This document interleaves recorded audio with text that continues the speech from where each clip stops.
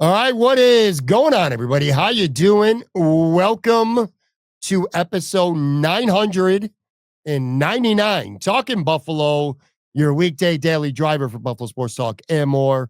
My name is Patrick Moran. Thank you to everyone out there, as always, for listening to the show, watching, however you consume. I appreciate you very, very much. Today's show is sponsored by Sunny Reds, 1841 Abbott Road, just minutes down the road from Highmark Stadium. Going to be there tomorrow. More on that in just a few. All right. This is a special episode. This was going to be a special episode. It still is, just one of a different sorts. If you've been paying attention to the show, if you're a regular watcher or listener, you know I've been talking about for the last handful of days having our 5th annual Podcasters Roundtable. This is something I do once per year with 3 of my very favorite and most talented Buffalo Bills content creators in the industry, period. Joe Marino, Lockdown Bills, Greg Tompsett, Cover One, and Bruce Nolan from the Bruce Exclusive. Things happen when you have a podcast, which is funny because this was one of the things we're going to talk about when we do have the Podcaster Roundtable, because we are going to reschedule that. Long story short, one of the other guys, something came up, life happens, and was forced to reschedule. I decided I wanted to have that Podcaster Roundtable with all 3 of those guys because I love those guys, and they're fun conversations, and it wouldn't feel the same without any of them. So kind of on a limb, I'm like, damn, well, this, episode 999, still got to get me a guest. So I did reach out to Bruce, my guy who is with me right now. If you could see it on the screen, or if you're listening, Bruce Nolan from the Bruce Exclusive. You said it in DMs. I'm just gonna say it. I owe you one, man. I do appreciate you. This is literally last minute, about an hour and a half later than what it was originally going to be. Bruce Nolan, man, what's going on? How you doing? And thank you. Oh, you are very welcome. I just try and structure my life very much like the mafia, in the sense that it's just good to have people who owe you favors. It's the most important currency in the world, favors. And so I always prefer to have other people in my debt versus to be in their debt. So any opportunity I have, I'm going to take it. So thank you for giving me the opportunity, and I'm happy to be here. I'm very, very happy to have you. And like I said, for everyone out there listening, we will have that Podcasters Roundtable. It's a popular thing we do once a year. Bruce, Joe, Greg, and myself, we spent a good hour talking about everything except the Buffalo Bills podcast, process, some life things, a nice change up. And kind of funny here on episode 999, Bruce. This is an example of what can happen in podcasting. You know this. Is there anything you could think of? And by the way, for everyone listening, we're going to spend some time. I want to pick Bruce's brain a little bit. This won't be a particularly long episode, but the Bills are going to be making some significant changes on defense. What that is remains to be seen. We'll start to find out soon enough, but I kind of want to get some of Bruce's thoughts and insights, primarily on the defense. But before that, real quick, back to this podcasting thing. Things happen. You've been doing this for quite a while now too. You're not new to this. Certainly not anymore. Has there been any incidences that you could think of where, you have something scheduled to record and last minute something comes up, life happens, family happens, things happen, and you kind of have to either push it back, or maybe you had a guess in the past or something, that fell through last minute and kind of went scrambling a little bit. You and I are kind of creatures of habit and routine, and gets thrown off a little bit when something like this happens. Anything like this happened to you in the past? One of my favorite audibles that maybe I've ever called in my personal or professional career is I lost my voice, completely lost it about, I don't know, 3 hours or so before I had an opportunity to record the podcast. No. Now, I have never lost my taste of my taste or my sense of smell or any of those things before, but I have lost my voice, and I lost my voice. But I didn't really want to call an audible. I didn't want to do it. So instead, what I decided to do was I would sit down and I would literally type out a script, a paragraph at a time, and I had my wife read it. Yeah. Into the microphone.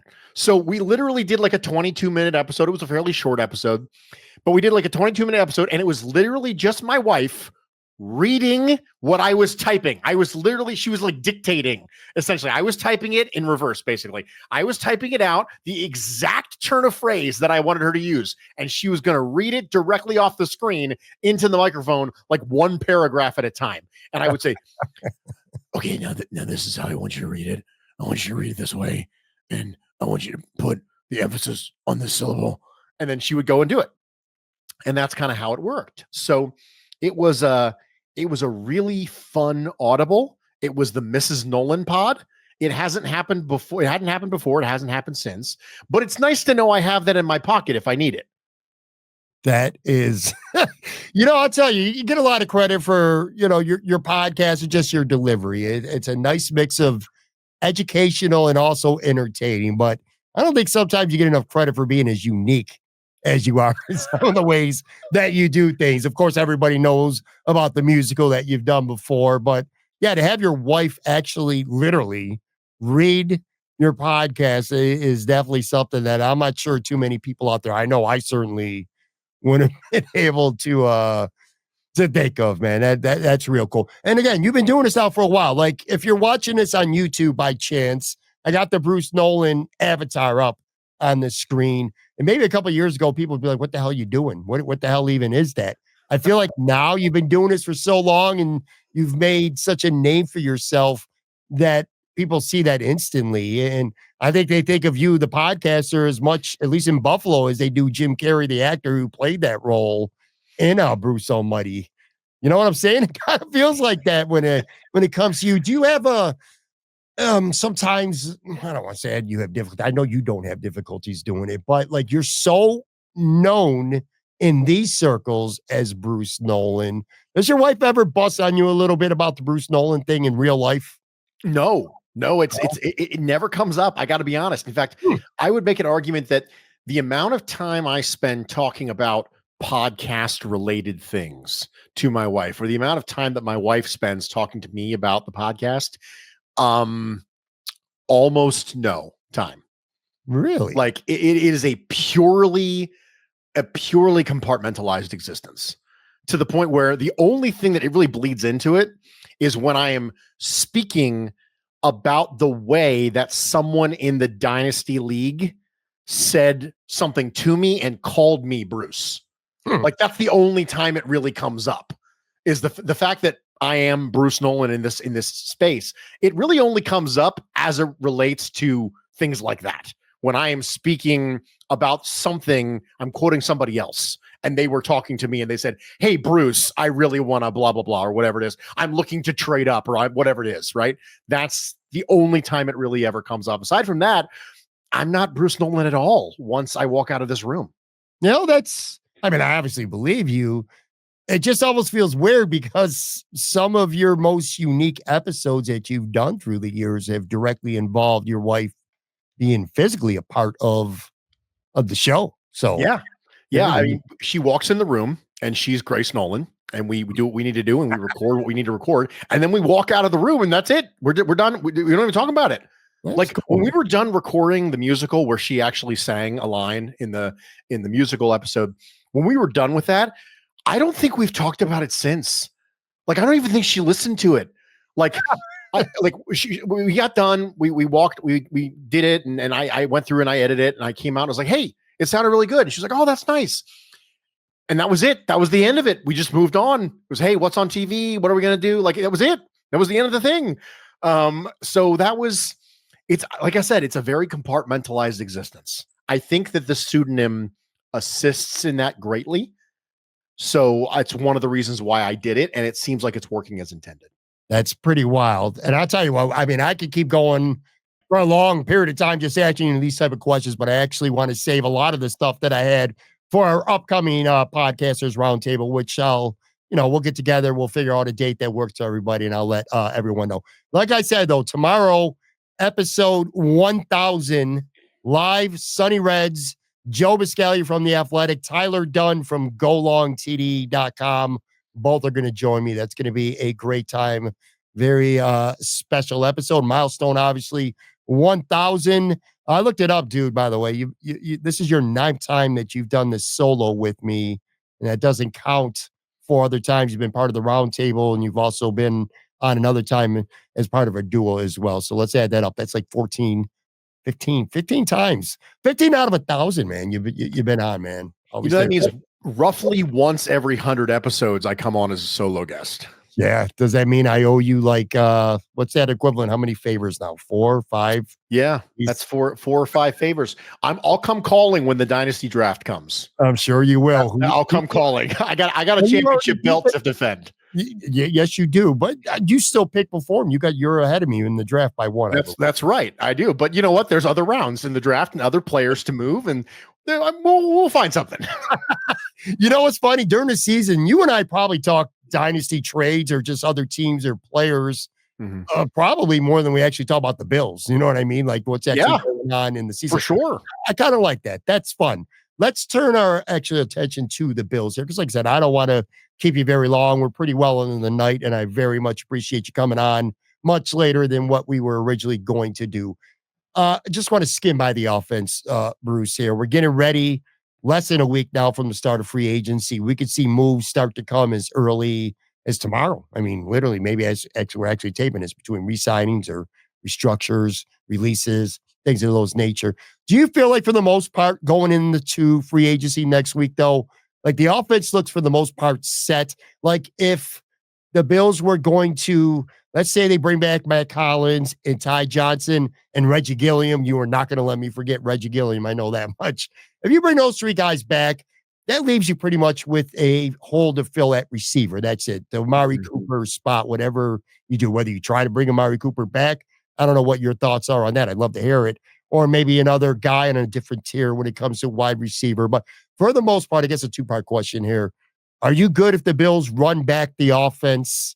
And what's your level of interest in bringing back Amari Cooper if you think that's feasible, or if not him, someone else?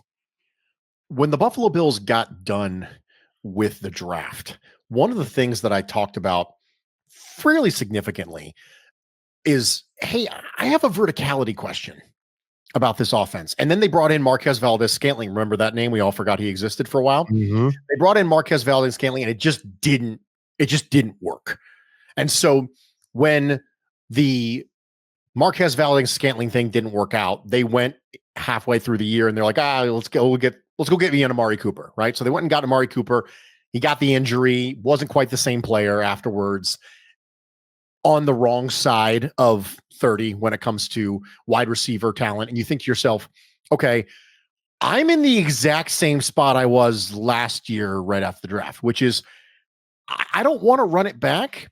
I don't need a massive alpha. Like I wasn't like, oh man, sell out the farm for T. Higgins.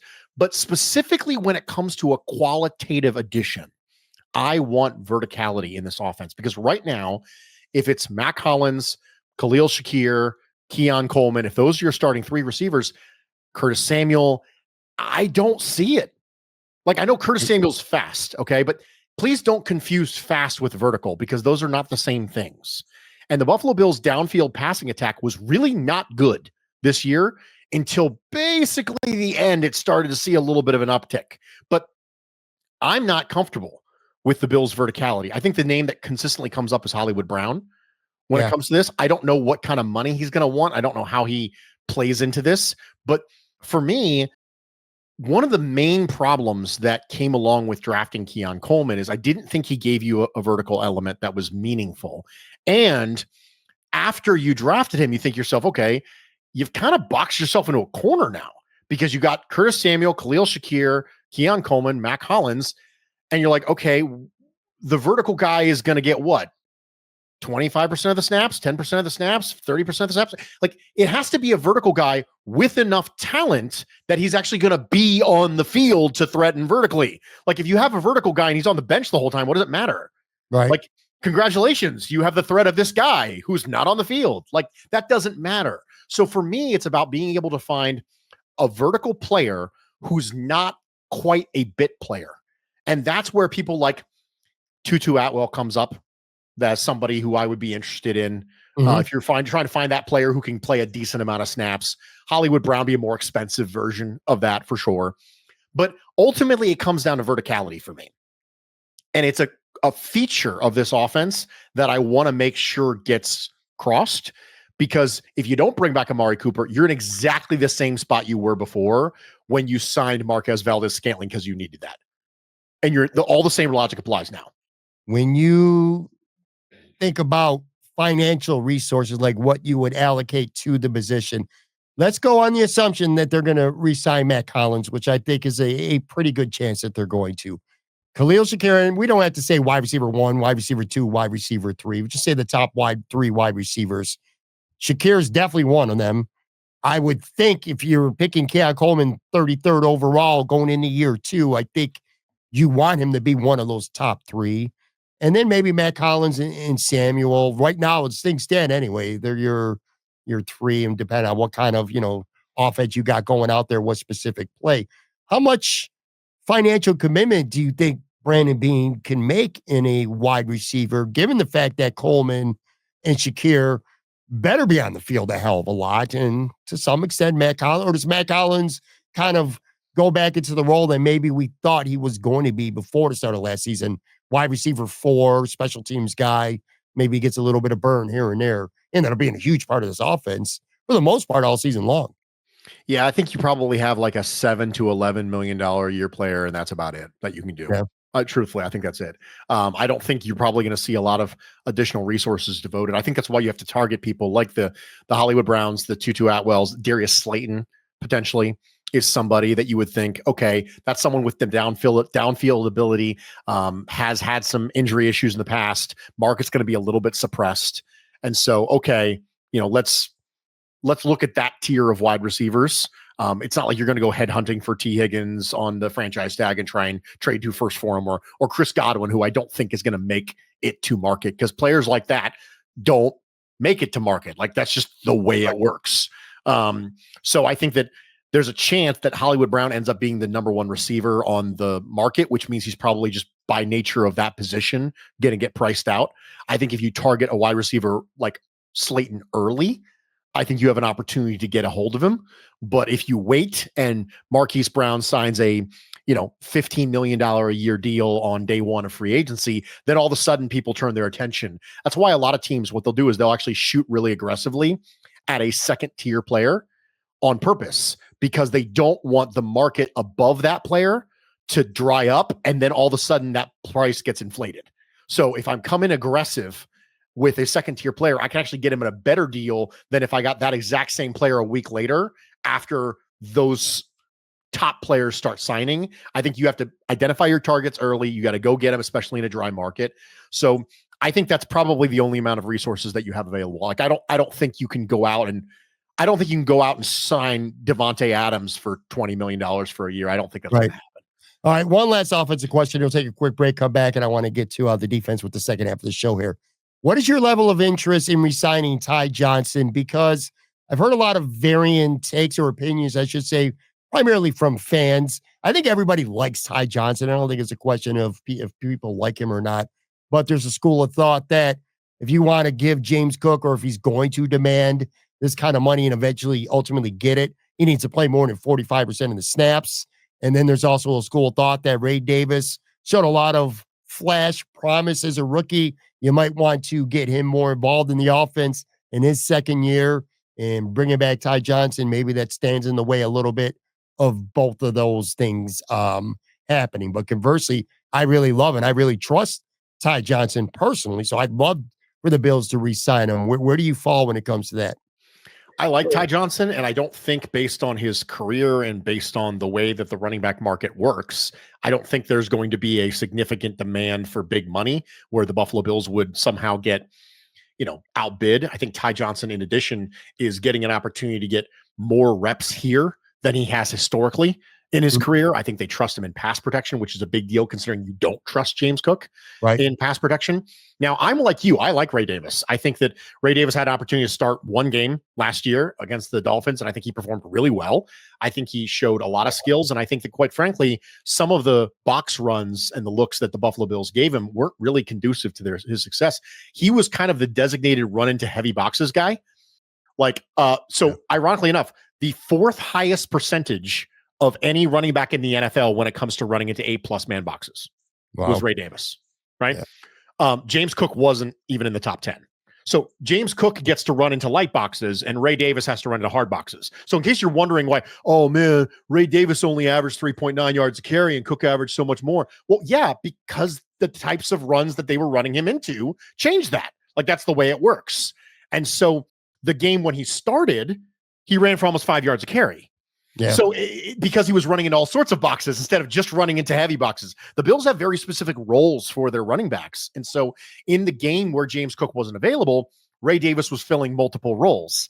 In the games when James Cook was available, Ray Davis was just filling the Ray Davis role. And the Ray Davis role is run into heavy boxes. Right. So I'd like to see him. And I agree with that. But to me, I think if you're the Buffalo Bills and you get into semi-contentious negotiations with James Cook, I think you kind of have to re-sign Tyler Johnson. Just sign Ty Johnson and be like, okay, we need to have this available just in case, right? What if somebody swoops in and offers you a 3 and a 6, right, for James Cook? And you're like, okay, well, if I didn't have Ty Johnson on the roster, I'd feel some sort of way. But now that I do have him on the roster, I feel a little better. It's just a leverage play for me. And so if you're going to do that, and you have a cheap option for a leverage play, which, I mean, what are the odds that Ty Johnson's going to sign for $4 or $5 million a year somewhere? I mean, it's just not high. So if you have an option about gaining long-term leverage with a player that you like and a player that you trust, bringing him back at a cheap deal, I mean, 2 years, 5.2 mil, like, you could make it work with Ty Johnson, and you'd have leverage in the situation that you needed. You'd have a player that you trust, that you like, who can play special teams. I mean, I'm fine with it. That's the kind of deal that you usually see long snappers sign for anyway. You know what I mean? Like a fullback and a long snapper. These are people who that's completely fine for a third running back that you want to trust, that you have a leverage situation with your RB1. I'm fine with it. And so I would be completely okay with it in that scenario, because you're basically talking a smidge over minimum, and you're getting back a player that you like, who knows he's got a role this year and knows that, maybe I get some more carries if something happens with James Cook. Yeah, for sure. All right, let's take a quick break, come back, and I want to flip to the defensive side, because I do think that's where, if there's going to be fireworks, that's probably going to be where it happens. I want to get Bruce's thoughts on that. Be right back.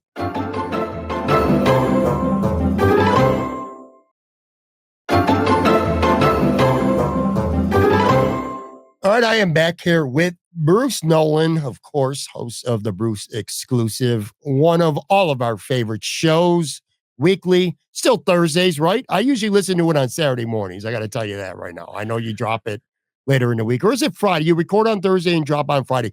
I listen to it Saturday mornings. I can tell you that right now. I drop every Thursday. Every Thursday. Just type in the Bruce Exclusive wherever you find your shows. You'll find it. I've been dropping on Thursdays, for goodness gracious. I think Nick and I dropped on Thursdays like 6 years or 5 years ago. I've been doing this. I don't know, but it's been a while, and it's always Thursdays are my day now. It's the official Bruce day. Saturday mornings is my day. That's the day that I get up with no work. I come into my home office at like 9-10 in the morning. I spend 3 or 4 hours catching up to podcasts, of course, yours being one of them. And I just get a lot of stuff done uninterrupted. And it's just a lot more fun for me. All right, let's switch to the defensive side of the ball. This is, like I said, where things are probably expected to happen more. And let's just jump right into the Myles Garret thing. I want to get your take on it. The rumors certainly make sense, okay? But rumors and reality aren't always one and the same. What do you think the Bills' level of commitment, the level of interest is there? Of course it is. 31 other teams have a level of interest in Myles Garret. They'd be stupid not to. But what would you think right now the Bills' level of commitment to landing someone like Myles Garret would be when you factor in what it would cost to get him, what his contract would cost, And also, do you think, kind of a loaded question here, at the end of the day, do you feel like it's realistic? Like the Browns trading him at all? And if they were to trade him to a team to the AFC where there might be interest in the NFC and they might want to get him out of the conference, or is that something that is overplayed as well? I think ultimately when it comes down to the type of people who you have running the Browns, if they wanted to move him, I think that they're gonna take the best offer. That's the way. I don't think the AFC NFC thing is going to have a huge impact on them because I don't think they're really worried about the optics so much as they are the return. You remember that the people running the Browns are heavily analytics focused, and I don't think that they're going to look at the situation and say, okay, well, yeah, Buffalo's offering us, a first and a second, and the Rams are offering us a first and a fifth, and I'm going to take the lesser one just so we can get the, Right. Adam. I don't think they're going to look at it that way. That's just not historically how they've done business. Right. But I think that the Bills' interest is legitimate, and I think it should be. I think that one of the things that people have a tendency to do is they have a tendency to overweight the last thing that they saw. And so what we're going to see this off season is we're going to see the same thing we saw after the Giants beat the Patriots in the championship was, oh, that's it. This is the blueprint. All you have to do is have 4 people who will wreck the quarterback. It's that simple. Guys, hey, Charlie, have you thought about this? We just need to find a bunch of guys who will wreck the quarterback. Like literally, that's what they're all sitting around the table going, right? Guys, I have a great idea. And so as if somehow that hasn't been like the principle of football since like the 1920s, right? So for me, I think that you're going to start to see the value start to inflate to a point where the Browns are thinking, hey, I Khalil Mack got a pretty significant return for the Chicago Bears. I'll bet you we can get a good return for Myles Garret, a really, really good return. And I think that the Bills would be willing to pay a significant amount because I think when you look at the Bills and you think, okay, what does it take to get that kind of player? The overwhelming majority of elite pass rushing talent in the NFL comes from the top half of the first round. It's not like wide receiver. It's not like other positions. It's a little bit like quarterback. And frankly, I would make an argument that pass rusher and quarterback are the 2 scenarios where this happens. Where, yes, you can find diamonds in the rough. Yes, there's a Dak Prescott. Yes, there's a Trey Hendrickson, right? Yes, there's a Max Crosby. But most of these really, really good players, these dominant future Hall of Famers, they're all top half of the first round guys. And so when you think about that, you think, gosh, am I ever going to be able to have one of those guys? The answer is, unless you trade for one, no. When you and I were having a conversation a couple years ago when it came to dynasty, and I was saying, listen, I have to do this when it comes to drafting franchise quarterbacks. I'm not going to get them. So I have to trade for them because I'm not picking high enough to get them, right? Mm-hmm. I'm not going to pick second overall, right? Even if I tried, I'm not going to get second overall because it's going to be based on max points. And even if I were to try to tank and miss the playoffs, my max points would be high enough that it would mess up my ability to get into the top 3 and get a franchise quarterback. Right. So if I want one, I got to trade for one. And I had that conversation with you. It's the same thing here. And I know that the Bills are looking at the situation going, we're not going to be able to get a Micah Parsons, a Myles Garret. Maybe the Bengals reach into the offseason and they can re-sign T. Higgins. They move to Jamar Chase. They managed to re-sign him, and the odd man out's Trey Hendrickson. And maybe the Bills can get Trey Hendrickson for a lesser price than you got Myles Garret, which obviously would be a lesser price. Sure. I think that this is the kind of scenario where Bean goes, listen, it's the same thing as Stephon Diggs. If you want to get a receiver that's meaningful and can come in and help your team right now, help you get over the hump, right? Then sometimes you might have to just move for one because you're not going to be able to draft one. Instead, you draft players like Gregory Rousseau at 30 overall, right? Toolsy, traitsy guys who you hope you can develop into something 2 or 3, 4 years down the road. And I don't think they've got that much time. So I do think it's going to be interesting. I think they're going to be motivated. And I wouldn't be shocked if Myles Garret or Trey Hendrickson ended up being a Buffalo Bill because I think that that's going to be the logic. If the Bruce exclusive, instead of covering the Buffalo Bills, if the Bruce exclusive was coverage of the Cleveland Browns, so you're a Bills or Browns content creator right now, and let's say Myles Garret, what he's done for Cleveland throughout his career, where Cleveland is at right now as an organization. They stink. They got no quarterback. They need a lot. And let's just say it plays out that they don't trade him, and it could kind of get a little bit ugly. And I would assume that it will get ugly if Myles Garret doesn't get traded. How would you feel as a content creator or even just a Browns fan if they refuse to trade Myles Garret? Like they're saying, we're not trading you. You're too good or whatever. I feel like other teams at this point where they're at, and a player wants out, they probably trade him. Let's just say the Browns don't. How would you feel about that if you were covering the team? Like, do you think right now, Bruce, that the Browns should give Myles Garret what he wants and trade him? It would be entirely based on my outlook of the team's competitiveness. If I think the team is one quarterback away from being really good, then I'm saying absolutely do not trade Myles Garret. Don't do it. Sit there at 2, hope that the Giants don't jump you, right? Maybe even throw in a second to get up to first overall to make sure that you don't get jumped, and take Cam Ward if you think he's the dude, right? And all of a sudden, maybe you're back in business. Let's go.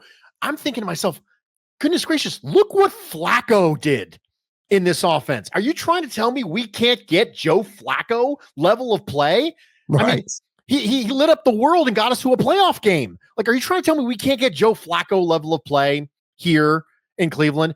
That would be what I would think. And I would say, you better not daggone trade Myles Garret. If I think that this team is a wreck and that no easy fix quarterback is going to get it, then I'm saying you need to trade Myles Garret right now, because we are 3 years away from being competitive, and Myles Garrett's not going to re-sign with the team. You're not going to want to suck up a franchise tag on him in 2 years. Like, you need to get out while the getting's good. So it would depend entirely on how I felt about the team. And now I'll go ahead and spoil this. Here's how I feel about the team. I don't think the team is one quarterback away. Yeah. So I think that Flacco was, they caught lightning in a bottle, and that's awesome. I think it's quite frankly testament to Stefanski's system and how, if you don't have someone like Deshaun Watson playing in it, I think it can be effective. I mean, just find Jameis Winston who doesn't throw a million picks and you're good, right? Like that's all you got to do, right? Now, I know that that's easier said than done, because one of the reasons why the aggressive downfield passing worked with Jameis Winston, who basically made Jerry Jeudy a thing this year, is because he's super aggressive. But being able to find arm talent that doesn't, I mean, Deshaun Watson has been historically bad, is probably going to go down the worst contract in the history of football. Like, they're going to do 30 for 30s on that deal and that contract, and how it basically destroyed a franchise. Yeah. So for me, I'm sitting there going, listen, guys, you swung for the fences. It didn't work. Let's just take our lumps and move on, because I don't think the team is a quarterback away. But if you think that they are, and let's be honest, you're part of a regime. If you're the Cleveland Browns right now, are you okay going and telling your boss, hey, boss, listen, I think it might be another 2 years. I think we need to rebuild this. And you're comfortable you're going to have a job? I mean, that's the part of this you got to understand, is that if they went into the office of the Browns owner and said, listen, man, I don't think it's going to happen this year. I think we need to trade Myles Garret. And you knew for sure that when he gave you his word, you know what? I trust you. Go ahead and trade Myles Garret. I'll give you 2 years. That he meant he was going to give you 2 years? Then sure, yeah, I'd do it to rebuild the thing. But NFL owners are fickle people. They say they give you, oh yeah, I'll give you 2 years. Go ahead and rebuild it the way you want to. And then all of a sudden, a year in, you're like, okay, this sucks. I'm firing you. Right. And the Browns owner is known for doing that. I mean, this is a guy who has been historically trigger happy. So for me, I understand why they wouldn't do it. I would do it if it was me. Right. But I would only do it if I had assurances I got to keep my job. And I don't know if they're going to get assurances that they keep their job. So it's complicated, because you got to understand the human element behind it. So I completely understand why they wouldn't do it. If it was me and I thought I'd have a job in 2 years, even if I did it, I'd still do it. Okay. Now, let's assume, let's just say the trade, either they don't trade him or they do trade him, but they don't trade him to the Buffalo Bills. And the Bengals find the money to sign Hendrickson. And Crosby's not going anywhere because the Raiders hired Pete Carroll. He's 170 years old. They're not interested in a 5-year rebuilding plan. They feel like they could get Sam Darnold or something at quarterback, and they could contend sooner than later. Basically, what I'm saying is those big name trades, Micah Parsons, I don't think is a reality at this point anyway. But none of those go through. What is your plan? You're Brandon Bean right now, Bruce. What do you think his plan should be when it comes to addressing edge? And let's factor in Greg Rizzo. Are you looking to extend him right now, or are you looking to let him play out this year at 13.9 million? Well, he would play that out regardless. And then you see where you're at with him a year from now, or are you looking to lock him up right now? But just that position in general, because I don't think Von Miller and AJ Epinesa, I don't think both of them are going to be on that other side. Smoke. There's going to be changes. How are you proceeding? I'm letting Greg Russo play it out first off. Okay. The reason that is because I think he's a good player. Mhm. And I think one of the main problems that you get yourself into is when you have a good player and you pay him great money. I think that's one of the inefficiencies of dealing with a market related sport is that you already did that. You already did that. And so you've had history where one of the main things about the Ed Oliver contract was that Ed Oliver didn't get great money. That's the reason why he got signed. Like the reason why we got him under contract is because it wasn't great money. It was good money for the defensive tackle market, but it wasn't great money. So if Brandon Bean, which by the way, he did the exact same thing with Khalil Shakir. So Khalil Shakir, roughly $15 million a year, right? For the extension, right? Mhm. Significantly below top receiver money, right? Now, I didn't think we thought that he was going to get $35 million a year, but I think most people thought he'd get 18 or 20. Mhm. So for me, when I look at, because that's what wide receiver twos are getting. I mean, look what Christian Kirk got from the Jaguars. So you think of this scenario, you're like, okay, I think that Greg Rousseau, if he waits another year and he takes the development, hey, you know what? Maybe he's a 20, $22 million a year player. I'm going to offer him 17. If he takes it, great. If he doesn't, we'll let it play out. Like I can see that being the way. Like if I have an opportunity to get good for good, then I'll do it. If I have an opportunity and I need to pay good great, then I'm out. Right. So I think that's what you probably could see from Bean, because I think it's what you saw with Ed Oliver. And I think it's what you saw again with Khalil Shakir, which is if I have an opportunity to get good player with good money, I'll take it. If I have to play the good player, great money, then I'm out. Then I'll wait. So I think that's what you probably see again with Rousseau there. I think if the situation that you just described plays out for the Bills, which is the market dries up, Henderson gets re-signed, Crosby and Micah Parsons are off the market, and Myles Garret isn't going anywhere. I think if that's the case, I think then you have to kind of focus on the free agent market and you have to say, okay, let's go get me a defensive tackle first off. So let's go get, I don't know, a DJ Jones or a Linval Joseph coming back or something like that. And so, who, by the way, I thought played well here and then just didn't get re-signed. I was like, but come back. I don't understand. So for me, I'd like to see a defensive tackle maneuver. And then I think you just hope and pray that one of the guys in a great defensive line class falls either to you or within striking distance of you, where you can go up and get somebody at that point. So you're more, it sounds to me like you're more, if the situation ends up, you either turn into the free agent market and giving somebody some big money at edge, or you have an opportunity to get to 30 or striking distance of a move up. You would prefer to go take a young edge via the draft, say, opposed to signing Khalil Mack or given a big money contract to maybe say Sweat or somebody like that. Yeah, I like Sweat, but again, it's the same scenario. I mean, he's going to get a gajillion dollars. Right. Like because he's the edge market, as we have established from this conversation, those types of edges don't hit the free agent market. The reason why I was all over the Mario Williams scenario when he became free is because that's an anomaly. Players like that don't make it to the market. It just doesn't happen. So for me, Josh Sweat is going to be one of those players who's a good player. I like Josh Sweat. He's going to get a gajillion dollars because he's the only one who checks all the boxes. He's highly productive. He's on the right side of 30. And who else is that? That's it. That's it. Yeah. That is the full end of list. So you're competing with literally every single other team because everyone wants an edge, right? That has a bucket of money. He's going to get a gajillion dollars.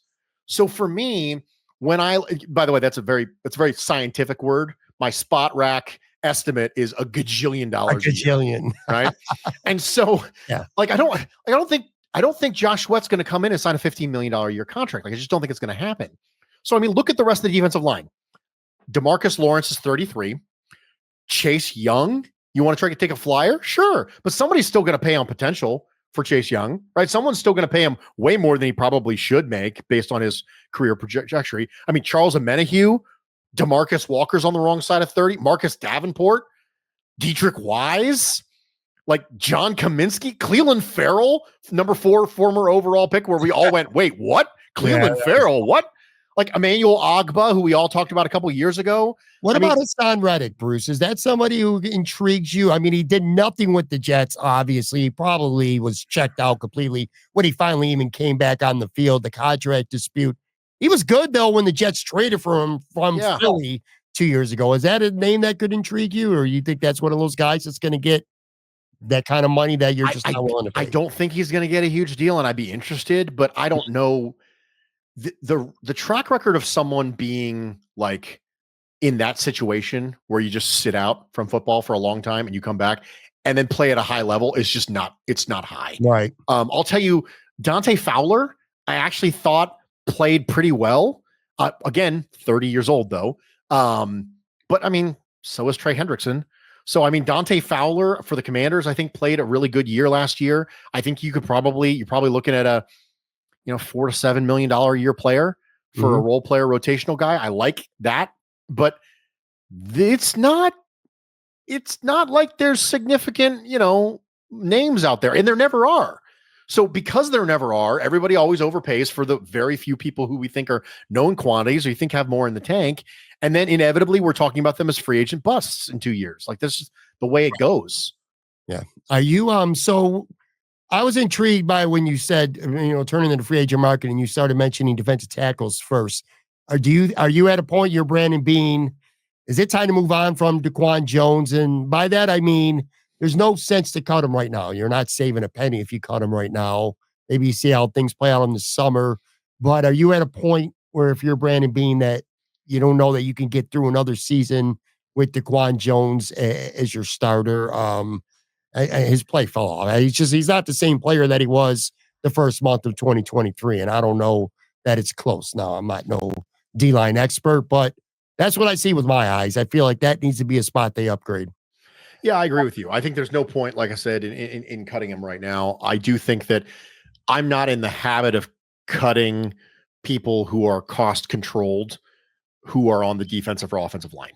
Just as a general rule, I don't want to lose depth at those positions. So the Bills rotate enough that he could still be a player for this team this year, but I don't want to hope that he'll recapture the form. Like I want to have another body in that position that can rotate in and out.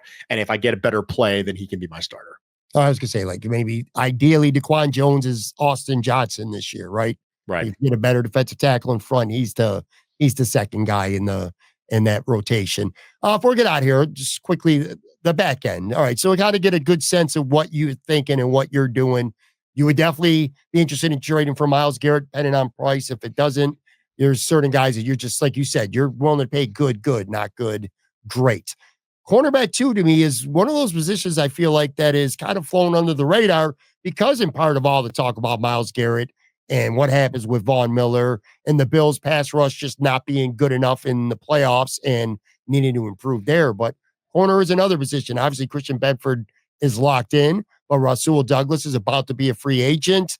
I feel like his play has fell off some. Brandon Beane kind of sounds like in talking about him, he's certainly going to let him test free agency and see how things play out. You don't really got anything else on this roster in the pipeline ready to start. I'm hoping you're not going to tell me Kyrie Elam still could be the guy.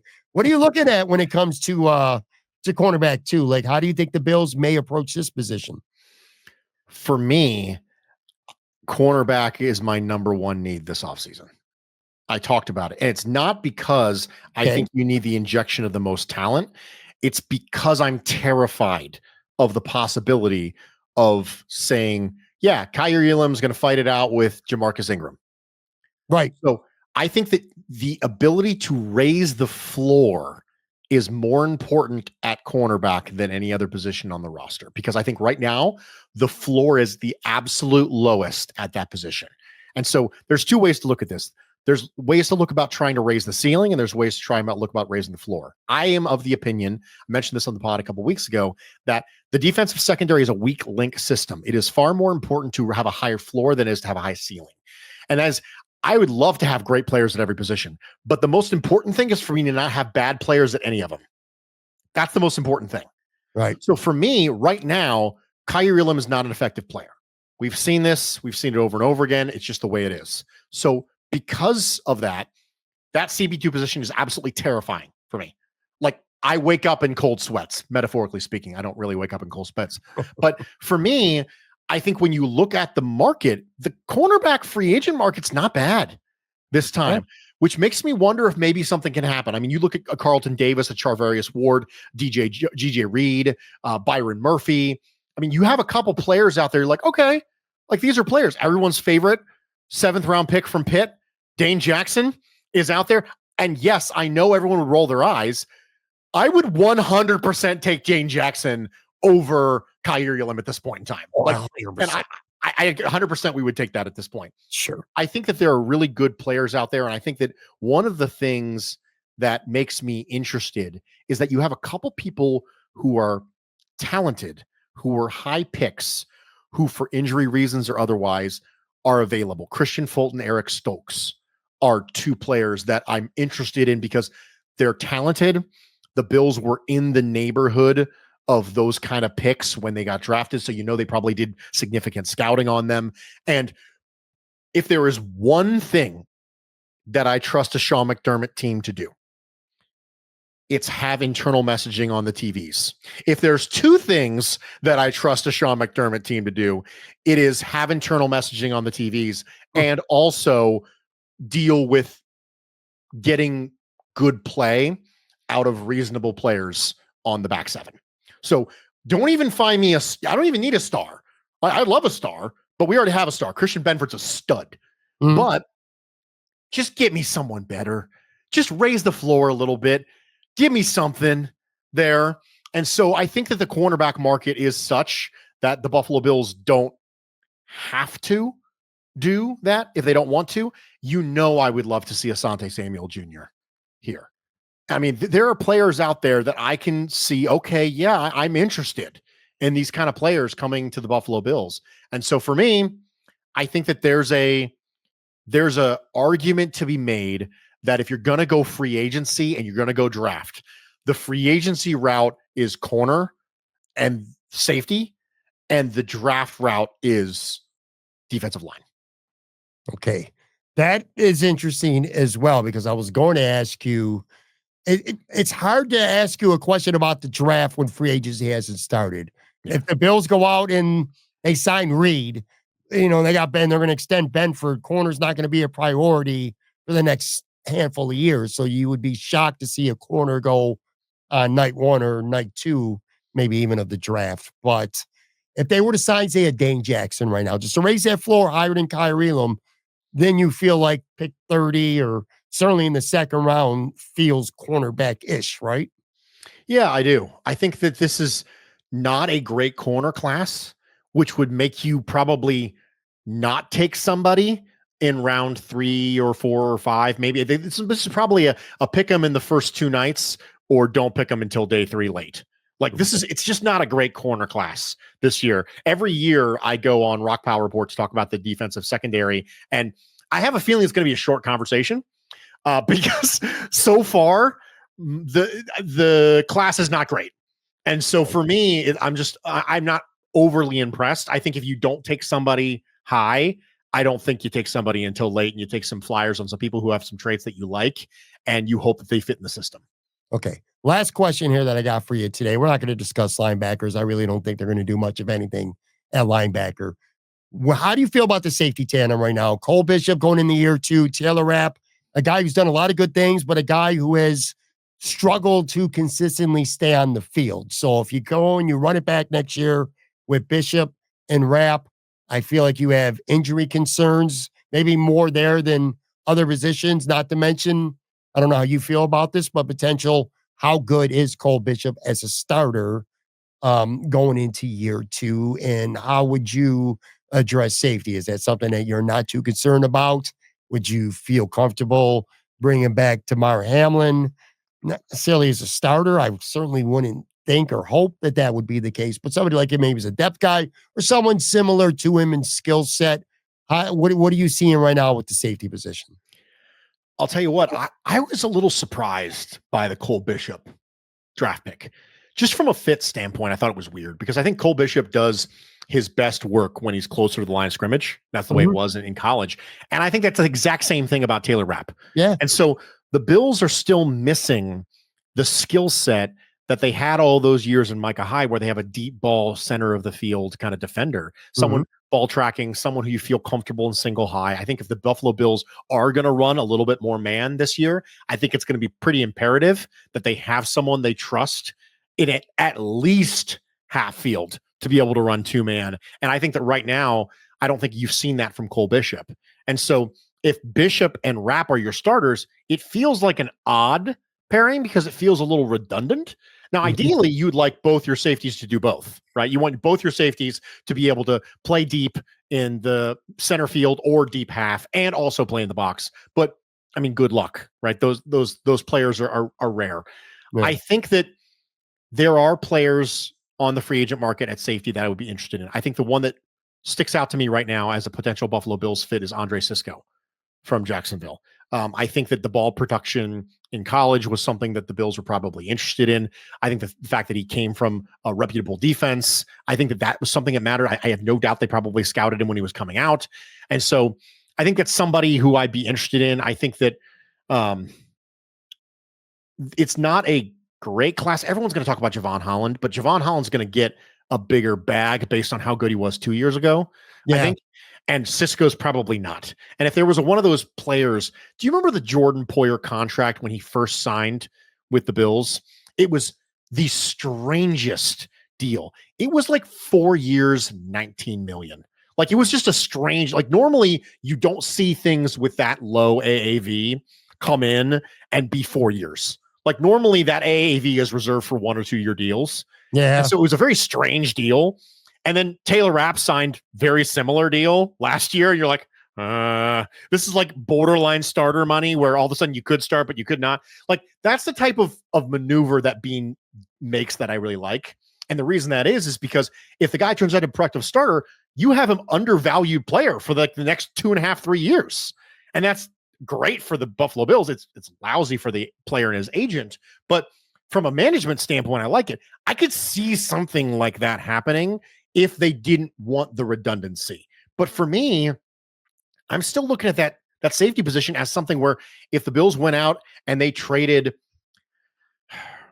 a 2 and a 4 for Trey Hendrickson or something like that, right? All of a sudden, I think safety becomes that position where you would target at 30, right? I think Malachi Starks is somebody that a lot of players feel good about at 30, and I feel good about him at 32. And he has that specific skill set that we've been lacking on the defensive side. So for me, like I said about offense, I said, I don't just want to add a body. I want to add a specific quality, which is verticality. Take that exact same thing and apply it to defense. I want vertical defenders on defense, and I want vertical offensive players on offense. All right. I'm going to leave that there. Good stuff. I'm looking forward to free agency starting next week, seeing what's going to happen over this next week or so. Everything's on the table this year. It didn't feel like that last year. Obviously, the Bills were shedding salary like crazy.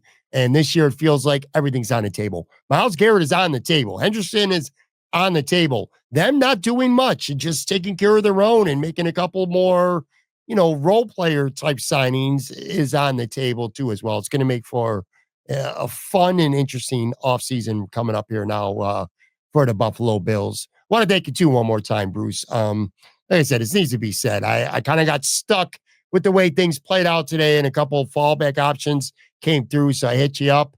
You were with Mrs. Nolan chilling, and it made some time for me. It means a lot to me. I truly do appreciate it, man. Really do. You're my guy.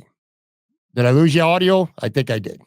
No, I'm here. I just want you to remember that the most important thing to take away is that you owe me. That's the most important thing, because I will come calling. I do owe you, man, and I have no problems paying it up. You're a good dude. Everyone out there, You know who he is, man. Bruce Nolan. Follow him on Twitter X at Bruce Exclusive. Check out the Bruce Exclusive every Thursday, wherever you get your podcasts from. Appreciate you, buddy. I really do, man. Thank you very much. Thanks for having me, man. And thank you, everyone, for watching and for listening. And again, Tuesday night, 8 p.m., Sunny Reds, Tyler Dunn, Joe Biscaglia will be with me in the house. Talk to you guys then.